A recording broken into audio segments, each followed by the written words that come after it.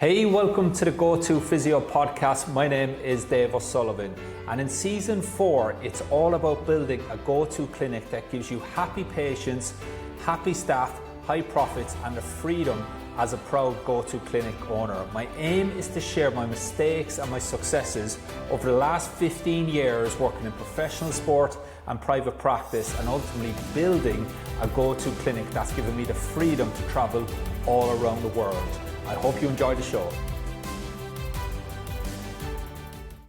Hi Liz, so great to have Liz Cummins on the podcast today. Liz is a physical therapist and clinic owner of Enhanced Motion in Ballyderreen in County Roscommon. Liz, not County Mayo, in Ireland. Look, Liz, I wanted to get. I know you're very humble clinic owner and person. But I think your story, it needs to be shared, because there's a lot of clinicians out there that are thinking about making the jump full time into private practice or going out on their own, and just following your journey, it's been amazing. And I think a lot of times people, they focus on to get to this ideal situation, but I think a lot of times, and I'm guilty of it as well, so we actually have to focus on it first and how far we've come. And then what that does is that gives you a lot of self-belief and self-confidence to get to the next level. And I think it's a good exercise for you today, Liz, because obviously we just jumped off a call where we've been strategic planning your next move, and there's some big moves potentially coming for yourself, your family, your business in the future. But I think it'd be really good for you as an exercise, Liz, as well, just to reflect on actually how far you've come today, because I think it's so easy to forget that. So I'm going to start the conversation in Kilkenny, I think it was, with a turn to play course that you attended years ago with myself. Then where were you at that point in terms of your career? I was starting out doing, I think, was it seeing 2 or 3, maybe 4 people at the house while working a full-time job. Yeah. So I recently qualified. I think I was qualified a year or something at that stage. Yeah, and then what year was that? Do you remember as well? I think that was it 2017 or 18? 18, yeah, probably was actually. Yeah, to think that. Yeah, I think. And then yeah, and then you eventually joined a mentorship. I think after. I was a slow burner there now on that one. Yeah. When did you join the mentorship? I joined it. I think was it in 2019. When was it 20? Whenever COVID, I think when all that. It was around then, yeah. So you got your clinical system sorted then. So the go-to therapist mentorships is all when the clinical system in place to give you the confidence to make sense of your patient symptoms, complex explain problem solution plan, actually deliver results. So just talk to us then about what happened next. Yeah, so once I done the mentorship, like I started going with football teams. So then I was starting to see the results of doing the mentorship. And I was getting more clients. I was getting more clients to the house as well. And even like I was working in a gym, like so I was doing PTs and stuff. I was even able to bring some of them principles into that as well. So I could just find myself, the confidence was growing a little bit. And then I had our third child, and I knew the fitness side of it wasn't going to be a thing that I wanted to do forever. So I made the decision then to go and try and open up a clinic and do that. So that was in 2020, July of 2020. We opened up a clinic. And So 4 years ago, give or take a month or two, 4 years ago you opened up your clinic. And then how did that go? Jesus, like when I actually think of it, it was pure mad, really. It was pure it was, oh sure, I'll be grand as long as I'm able to pay the rent. That's all I was thinking, just keep my head above water. But then before we even opened, there was a waiting list. I think I had about 2 or 3 weeks of a waiting list before we even opened. So then when we knew, like, okay, it was badly needed, my hours, I was doing crazy long hours. So that was the thing when I first opened. And I didn't mind because it had to be done, you know. And then it got to a stage where I think, yeah, myself and yourself were talking, and you're like, you need an admin person. You can't do everything and see 30 patients a week.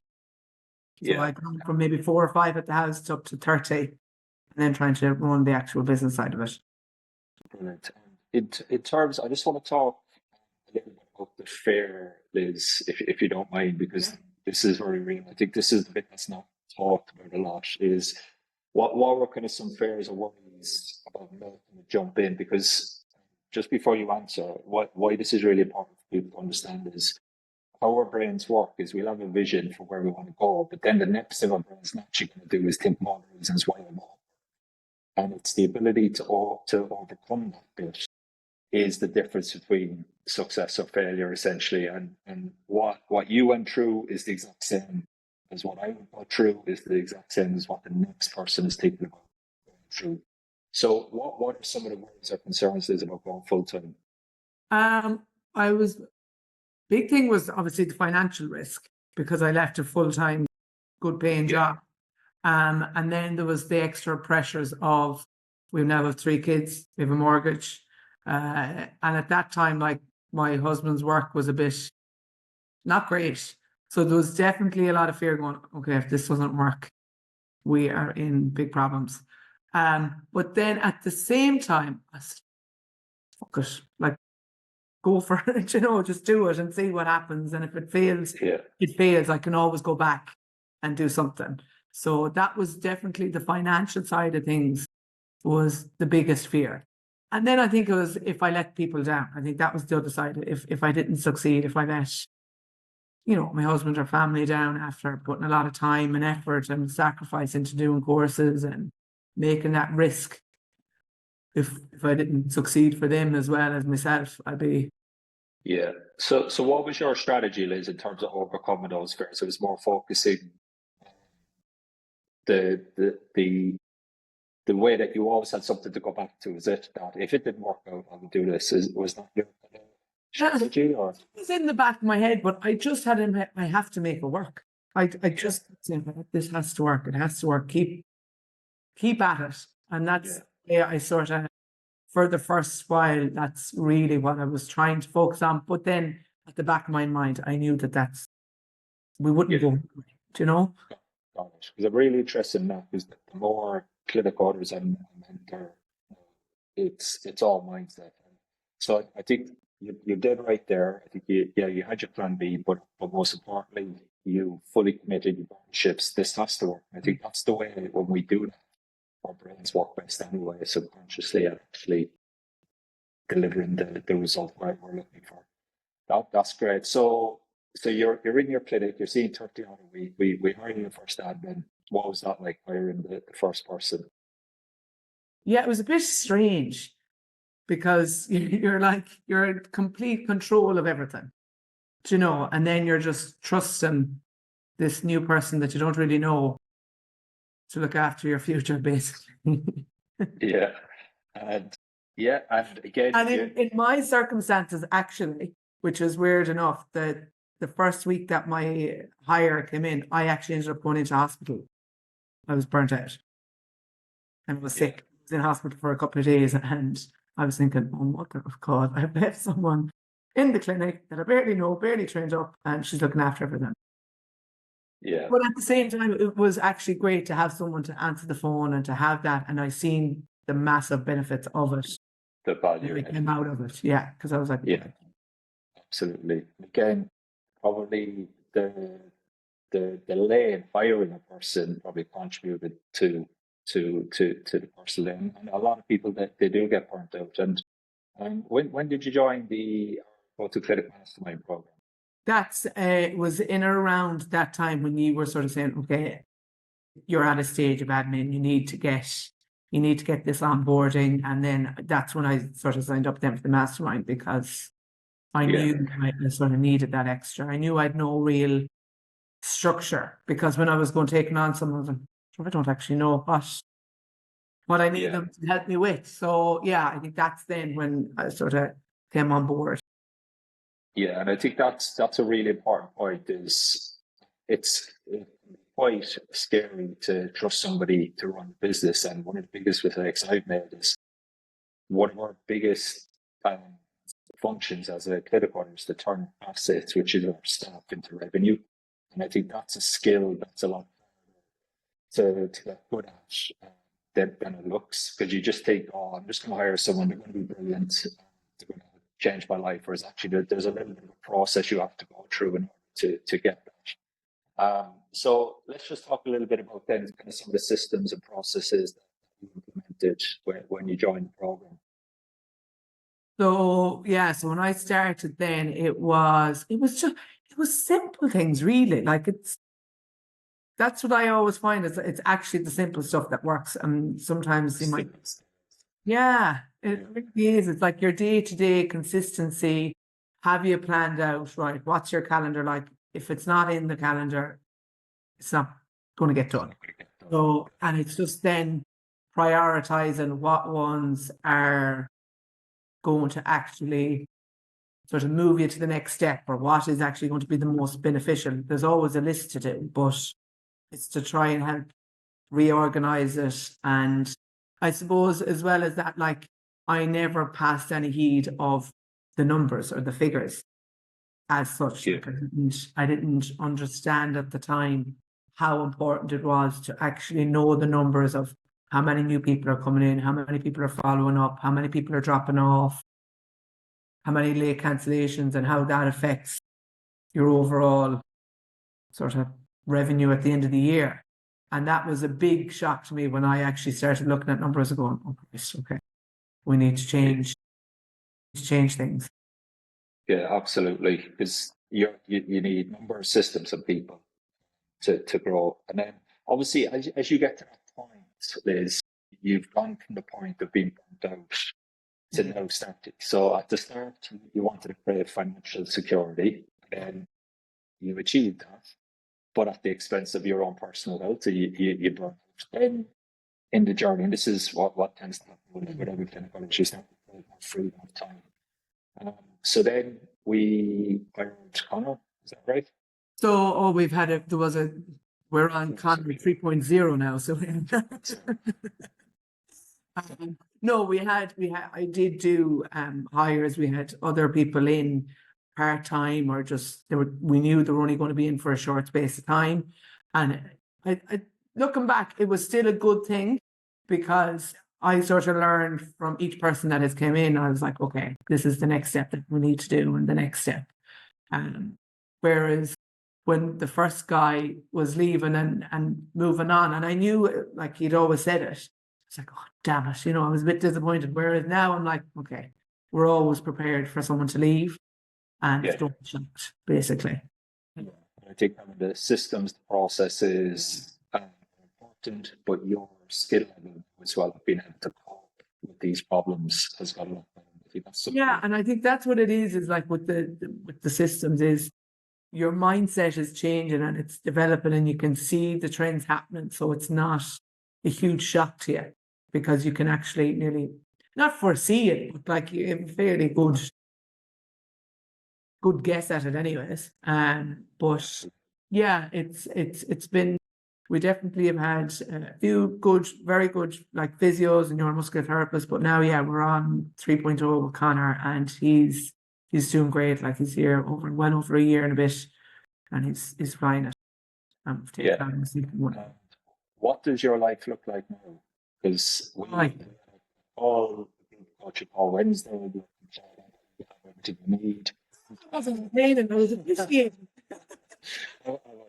So just to give us kind of an idea of kind of what your week looks like now.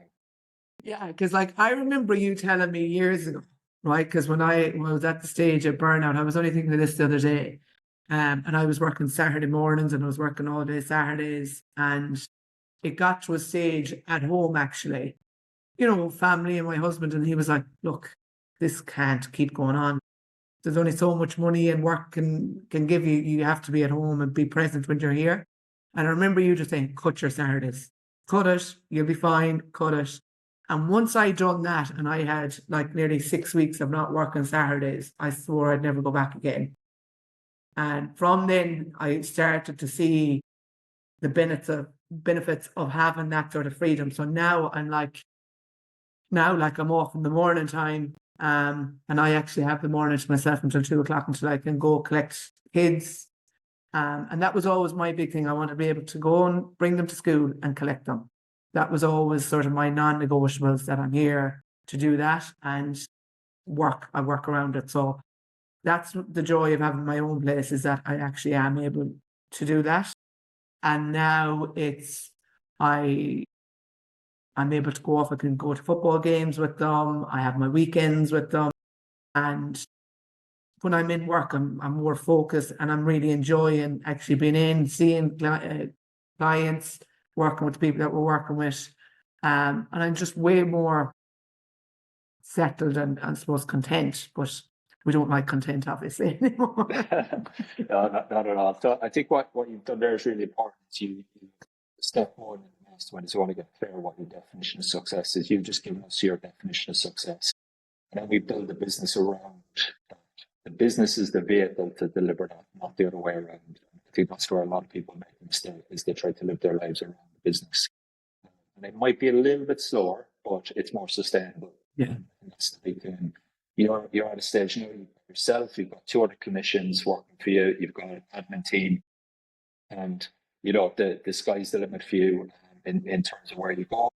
Of course, there's always going to be problems within the business, but you've got the ability to deal with those problems now. You've got system structures, your numbers, and you're making informed decisions, and you're getting better and better at building a team. So the sky's the limit for you, Liz. And I think it's really important that you reflect on yourself. So it was a double-edged sword, I suppose, for wanting to get you on, because I want you to realise as well how far you've actually come on this journey, and hopefully it was a useful exercise for you. And I think it's a useful exercise for a lot of people to do, is we can't always focus on where we want to get, what we're missing or what we want, whereas actually when you focus on how far you've come, it gives you a lot of confidence in the skills that you've actually built along the way. Yeah, and I've noticed as well in the last, and I think it was, I don't know, was it a month or 2 months ago, you were on about mindsets and you were on about different things on the call, and it sort of made me think afterwards, sometimes I go too far forward, or either I look back and say, oh, that's great, then you go back, but then sometimes we don't appreciate actually just what's actually happening and where we are now. And I think that's last week or 2 weeks ago, that's where I was just really just enjoying the whole process of it. But then there's always something, there's always a fire to put out. So yeah, it's not long lived. So I suppose enjoy the process of it all as well, I think, is another side of it. Yeah, you have to, because a lot of people, they say, oh, I'll be happy when, but money doesn't make you happy. A lot of people will find that it's a feeling of happiness is an emotion. It's internal. It's never external. So I think that's where the power of the definition of success happens. Liz, thank you very much. I'm really excited to see your next journey from Kilkenny to the mentorship, to the mastermind, to hospitals burning out, to your first admin, to going through a few therapists, and having 2 therapists and an admin, to the next chapter. There's some exciting things coming again. I can't wait to see where you go next. All right. Thank you. But that's the side of it is as well, like without you and Paddy and the rest of you guys, it definitely wouldn't be where it is today. Yeah. Definitely. What advice would you give to your younger self? What advice? I wish I just said yes sooner. I really do. Like, I wish I just, like, because I always had it in the back of my head and I was always coming up with excuses. And the older I get, the more I realize there's always going to be an excuse. And sometimes you just have to bite the bullet and just do it.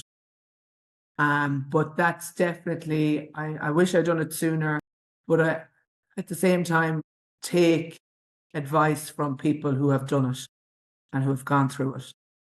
Yeah, 2-3 steps further ahead. Yeah, I do think, and ask the questions. Yeah, and ask the questions and ask the hard questions that you don't really, that you mightn't want to hear, but you need to hear. Yeah, definitely.